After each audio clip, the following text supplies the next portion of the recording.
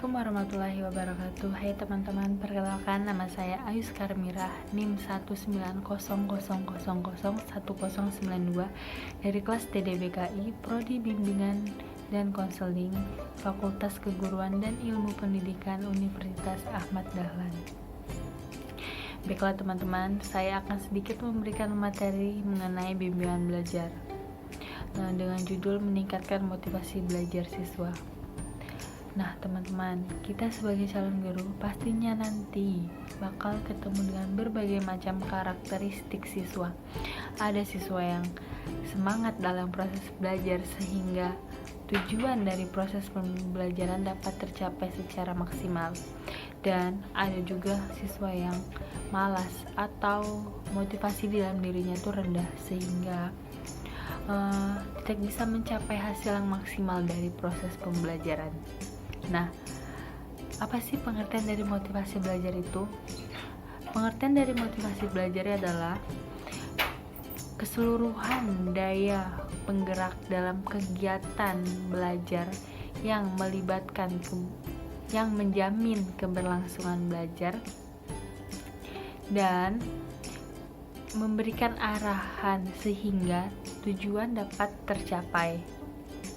Nah, tujuan dari adanya motivasi itu adalah agar kita tuh memperoleh hasil yang maksimal, hasil yang kita inginkan gitu loh, hasil yang baik tentunya kan. Nah, jika tidak ada motivasi, maka kita nggak akan bisa mencapai hasil yang maksimal.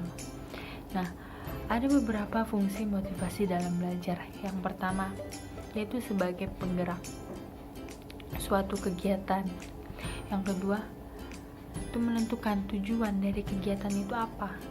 Yang ketiga, yaitu menyeleksi perbuatan-perbuatan atau apa sih yang harus kita lakukan agar tujuan tersebut dapat tercapai. Jadi, fungsi motivasi belajar adalah suatu penggerak yang mendorong, mengarahkan, dan menentukan tujuan seseorang. Nah, ada beberapa hal yang mempengaruhi motivasi belajar siswa. Yang pertama yaitu cita-cita. Kenapa cita-cita mempengaruhi? Karena untuk mencapai cita-cita kita memerlukan usaha. Usaha itu adalah salah satu bentuk motivasi yang ada di dalam diri kita maupun di luar diri kita. Nah, salah satu contoh motivasi dalam kegiatan proses belajar mengajar yaitu dengan pemberian hadiah. Kenapa pemberian hadiah? Karena dengan memberikan hadiah kepada siswa itu dapat merubah keinginan siswa menjadi kemauan, dan kemauan dapat diubah menjadi cita-cita. Yang kedua adalah kondisi siswa, di mana kondisi ini terbagi menjadi dua, yaitu kondisi jasmani dan kondisi rohani. Ada siswa yang fisiknya sehat, psikisnya gembira.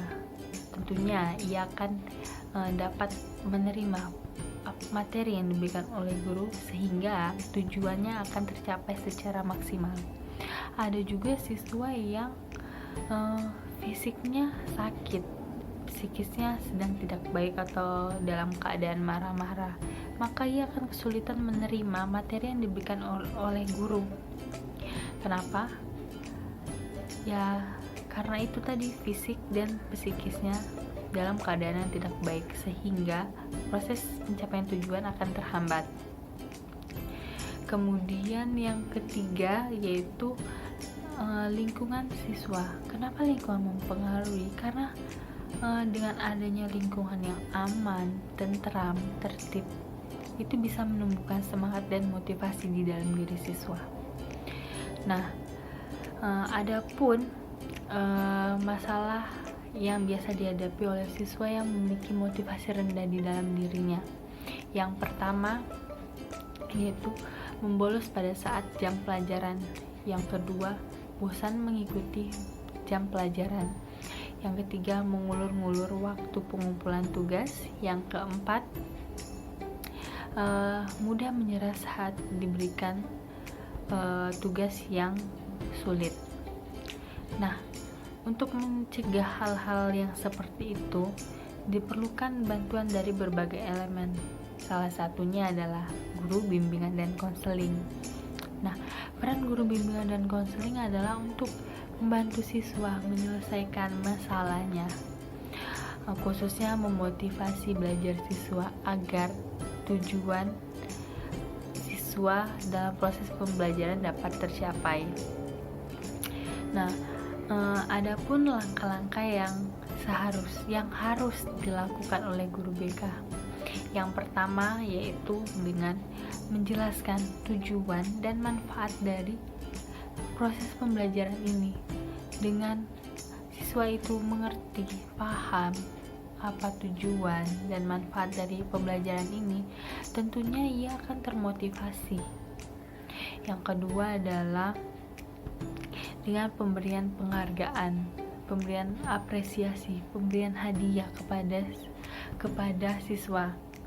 Yang ketiga yaitu dengan memilih materi atau pelajaran apa sih yang paling dibutuhkan oleh siswa.